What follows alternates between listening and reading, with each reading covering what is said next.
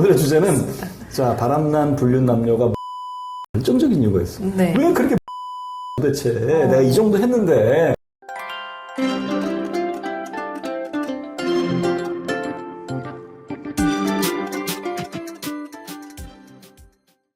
안녕하세요. 배우자 외도 당당히 바른다. 역풍당당. 상담계 해법 있는 바람 좋지 묻지마 근디. 금성 있는 외도 해결 변호사 이기다 주변 조준현 변호사입니다. 반갑습니다. 자, 저희 역풍당당 바람치유센터 그 카페 네. 뭐 많은 분들의 사연들 제가 쓴 칼럼이 있으니까 제가 칼럼 그러는데 칼럼 많이 쓴다고 네. 수백 편에 달해. 제가 한 18년 전부터 연재해 왔던 것들도 있고 뭐 제가 뭐 책에 옛날에 책 낸 것도 있잖아요. 뭐 남자의 바람을 응징하라 거기에 네. 있는 내용도 있고 뭐 여러 가지 많아요. 예, 그리고 뭐 제가 뭐 매일경제에 또 칼럼 쓴 것도 있고 하니까 네. 하여튼 좋아. 그 칼럼 많이 보시고 자화자찬이 아니라 또 댓글에다가 또 자랑 좀 그만하고 빨리 본론으로 들어가서 빨리 본론 들어가야지. 자 그렇게 해서 하나 먼저 간단하게 생각나는 게 있는데 이런 질문들은 수년 전에도 많았고 지금도 되게 자주 하는 질문 중에 하나인데 상간녀가 너무 돈이 없다, 너무 돈이 없는 거지인 경우, 정말 거지 재산 하나도 없는 사람인 경우에 어떻게 하냐, 이렇게 어떻게 하냐는 그러니까. 질문을 많이 하시거든요. 맞아, 그 질문 많죠. 네, 그죠. 근데 그거는 사실은 뭐 여러 가지로 생각해봤는데 일단 판결 나오는 데는 아무 영향이 없어요. 그렇죠. 그 사람이 돈이 없거나 없다고 판결 안 나오진 경제적으로 상간녀들이 그런 그 항변을 많이 해요. 나 지금 너무 돈이 없어가지고 돈을 못 낸다. 근데 판사들 별로 신경 안 쓰거든요. 그 사람이 맞아. 위자료를 내야 될 책임은 재산이랑 상관없이 하는 거고. 그래서 증거 가지고 판단하는 거죠. 증거 가지고 판단하는 거죠. 그리고 뭐 분납도 안 되는 거고. 분납도 판결금은 그렇지. 판결문 낸 날 바로 전액을 다 입금해야 돼. 카드 결제는 안 되나? 카드 결제 안 돼요.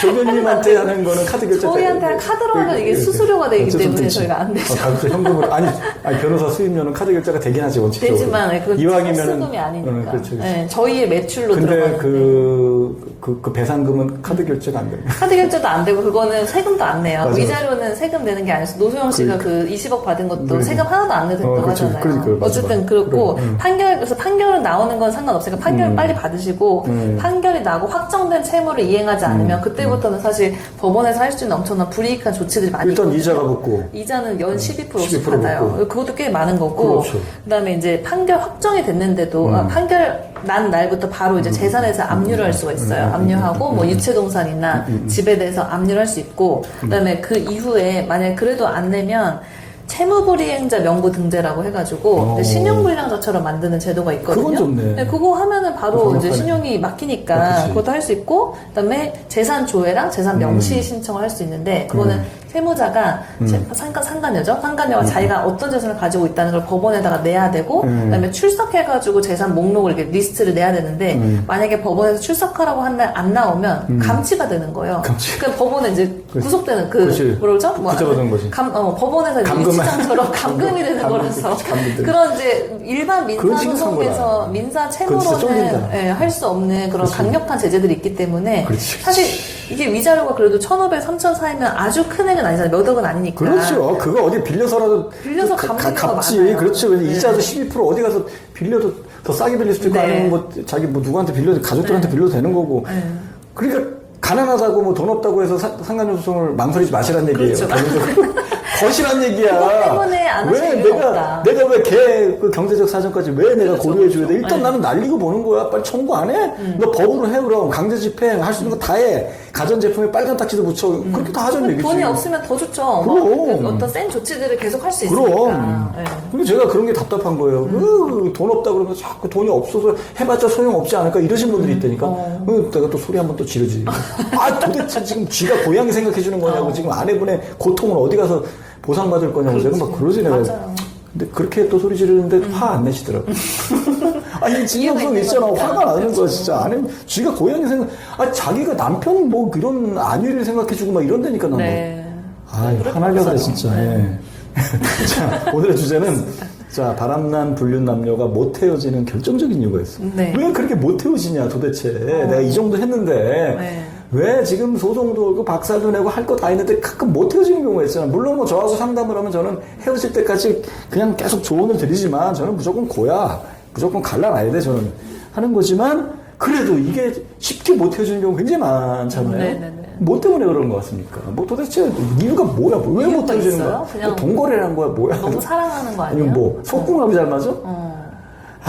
이게 딱 하나라고 제가 바람의 진행 과정을 늘 얘기하지만 처음에 호기심과 호감 그래서 저는 투호라 그러지. 투호. 두 가지 호야. 이런 거 만들어내는 거죠.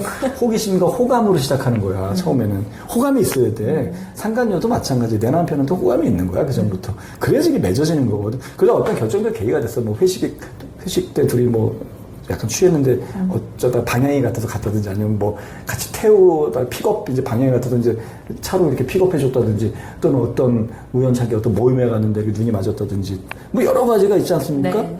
그 아니면 뭐 이렇게 채팅 같은 거 했는데 갑자기 굉장히 뭔가 잘 통해. 예, 뭐 하여튼 그러다가 이제 발전을 해가지고 이제 성관계까지 나아가 이제 스킨십에서 성관계까지 나아가 여기서 멈추면 이제 엔조일이 끝나는데 네. 여기서 더 진행돼 버리면 이제 성관계가 잦아지면서 이제 정설강을 건넌다 그러는데 육체를 이제 뛰어넘은 거지. 이제 정설강을 건넜다 그러잖아. 강을 건너서 깊숙이 쭉 가는 거야. 이 강 건너편에는 아내와 가정이 있는데 이미 건너간 거야. 이거 어떻게 그 강을 다시 건너오기도 힘든 거야. 정설강을 건너는 순간 정설강을 건너기 전까지는 엔조일까지는 금방 돌아와. 네. 한 100m면 돌아와. 손짓하면 돌아오고 네.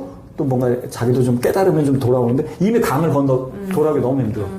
배도 이제 뭐 쪽대 하나 있는데 그렇다고 그리고 자기 심리적으로 너무 진도를 많이 뽑았기 때문에 나 이제 얘하고 하나가 됐기 때문에 이제 정설강을 건너는 순간 정서적으로 깊숙이 빠졌기 때문에 그 강을 건너는 순간 이 여자랑 그 상간녀랑 동반자가 돼가지고 더 가고 없어. 더 가는 거지. 네. 또 몇백 미터 더 가고 지금 1km 더 간 거.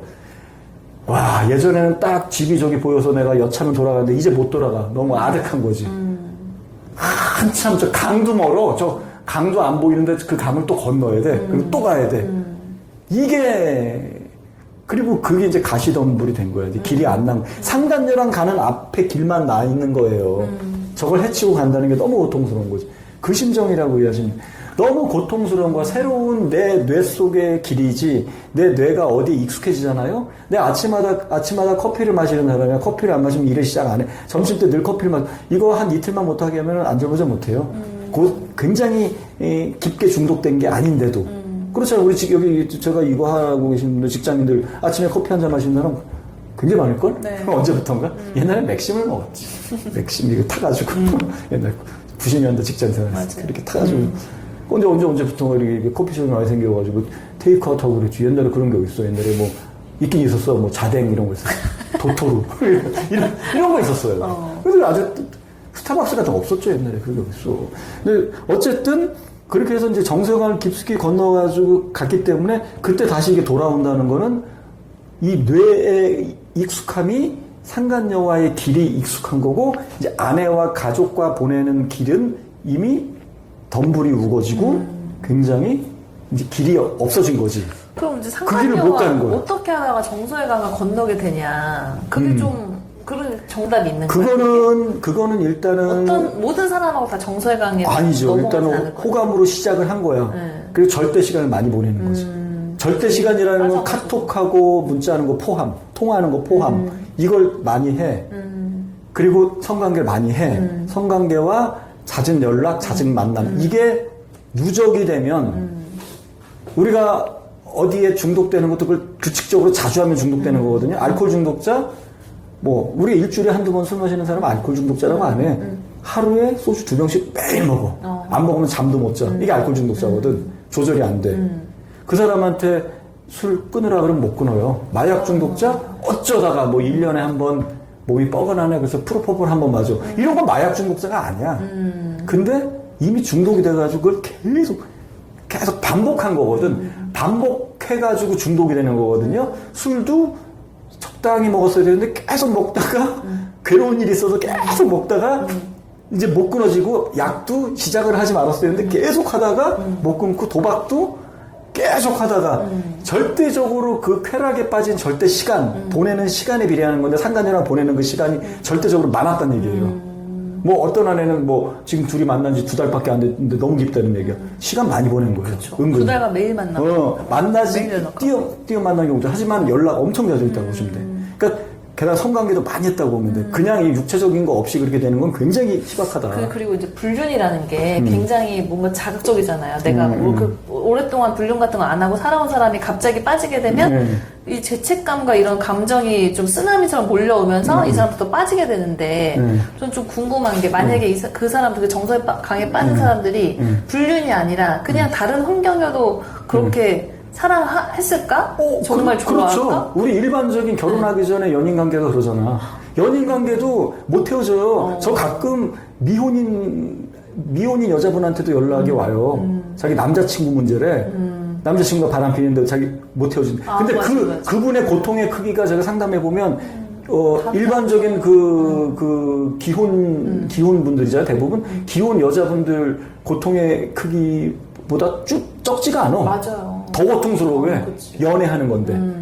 근데 왜 그거는 문제가 안 되냐면 결혼으로 꼬리를 하거나 다른 남자 사귀어도 뭐 크게 문제 안 돼. 다른 여자 사귀고 그래도 크게 뭐 아주 비난받을 건 아니잖아요. 네. 왜냐면 불륜이라고 볼 수는 없는 거죠. 그때는 좀 자유롭단 말이에요. 그리고 또 결혼으로 성공으로 이어지면서 결혼을 하면서 이제 사랑이 이제 식어가면서 이제 나도 그렇게 큰 편안하게 이제 식어가는 거지. 편안하게 식어가서 큰 고통이 없어. 결혼을 하면 이제 된 거야. 결혼하면 이제 식어가니까 고통이 없어요. 근데 이거는 불륜이기 때문에 강제로 정리가 되는 부분이기 때문에 강제로 정리되면 너무나 큰 고통이야. 그 고통의 크기라는 거는 이건 아마 통계도 나죠. 마약 중독자가 마약 끊는 거에 한 두세 배라고 보시면 돼. 마약 중독자가 마약을 강제로 못하게 해서 그 금단 증상 떨고 막 몸 떨고 막 약 찾고 막 눈 뒤집어 까고 가족들한테 행패 부리고 이거에 한 두세 배 정도의 고통이라고 보시면 돼. 그래서 남편이 미치려고 그러는 거야. 상관을 쳐내면. 그래서 이거는 여기서 얻어질 수 있는 결론은 뭐냐면 그래서 이거는 한 번에 정리시켜야 된다는 얘기야. 한 번에 칠 때 빡 쳐야 돼. 막 소송 걸고 박살내고 쳐내고 단칼에 막 다시 붙을 겨를을 주지 말아야 되는데 꼭 겨를을 줘요. 그래서 한 번에 쳐야 된다. 수단도 한번 총동원해야 된다. 그래서 제가 상간녀 소송도 꼭 걸라고 하는 게 꼭 뭐 내가 배상을 받는 목적도 있지만 쳐내는 목적인 거거든. 응징하는 목적인. 그래서 소송도 걸고 또 쳐들어가라. 또 다시 붙어가고 또 현장 가라. 계속 쳐라. 아주 질려가지고 그 순간에 떨어져 나가게 하면 좀 한두 달 힘들어 하지만 정리가 되는데 이게 두 번째야. 이게 찔끔찔끔 하는 거야. 찔끔찔끔 하지 마시라 이런 얘기. 찔끔찔끔 하다가 이렇게 해보고 하는 거 보고 그 다음에 뭐 소송도 내가 한번 경고 한번 해보고 안 되면 소송하고 이렇게 접근하다 보니까 이들도 맷집이 생겨가지고 이렇게 공격하면 한번 처음에 그랬다가 헤어졌네. 헤어질 뻔했네. 헤어질 뻔하긴 해. 경고 먹으면 그 순간에는 아유 우리 끝났다 그 생각해요. 그들이 그렇게 아무리 상간녀가 뻔뻔하고 남편이 뻔뻔하고 이혼불사도 쳐내는 순간엔 주춤은 한다고. 네. 아 이제 끝났구나 생각하는데 왜 찔끔찔끔 대응하는 게 위험하냐면 그러다가 이들이 다시 붙어요. 그러면 한번 헤어져 봤기 때문에 그 고통의 크기를 굉장히 많이 알아 서로. 우리 못 헤어진다. 내가 얘랑 일주일 동안 헤어진다고 생각하고 떨어지냐니까 난 죽을 것 같은 거야. 그때 붙어버렸네. 그때는 되는 게 없어요. 그때 양다리 형이 이혼불사로 나가고 집 안 나갔던 사람 집 나가고 뭐 이래 이혼소송 걸고 막 이래. 그래서 저는 헤어질 뻔하다가 다시 붙으면 굉장히 위험하기 때문에 찔끔찔끔 대응하지 마시라. 한 번에 치시란 얘기죠. 그 소송하다 보면은 그 피고들이 정말 그 헤어질 뻔한 시기가 되게 고통스러웠나 봐요. 그래서 엄청 고통스러워요. 내가 이렇게 쭉 만난 게 아니라 중간에 헤어지려고 했었다. 몇 달간 연락 안 하기도 했었다. 너무 고통스러워. 나는 이런 노력을 했었다라는 걸 어필하는데 판사들 그런 거 전혀 신경 안 쓰거든요. 그러네. 그냥 중간에 3개월 헤어졌어도 자기들은 고통스럽지. 뭐 옆에서 보기에는 그냥 쭉 만난 건데 쭉 만난 거지. 강조하더라고. 그게 그 이유가 너무 고통스럽다. 근데 그 사람들은 진짜 고통스러웠던 거예요. 그래서 그렇게 다시 붙을 여지를 주지 말고 계속 몰아치시라는 게 그러니까 제가 이제 상담할 때 이제 그런 준비를 많이 하는 거거든. 그래서 그걸 잘 따라 하시는 분은 그나마 해결을 잘 보는데 자기 그냥 생각에 맞아. 또 남편이 무서워서 남편이 무서워서 뭐가 이유가 많어. 그래서 이렇게 한번 해보고 또 몇 달 있다 또 하는 거 이렇게 해서 절대 안 되죠. 굉장히 깊어진다. 맞아요. 일단 그렇게 그러니까 그렇기 때문에 정서영을 깊게 건넜고 한 번에 치셔야 된다. 그렇게 하시고 저희 그 여풍당당 바람빛센터 그 카페 뭐 제가 쓴 칼럼 많은 분들이 사용했어요. 그래서 많은 활동 부탁드릴게요. 다음 시간에 또 봬요. 안녕.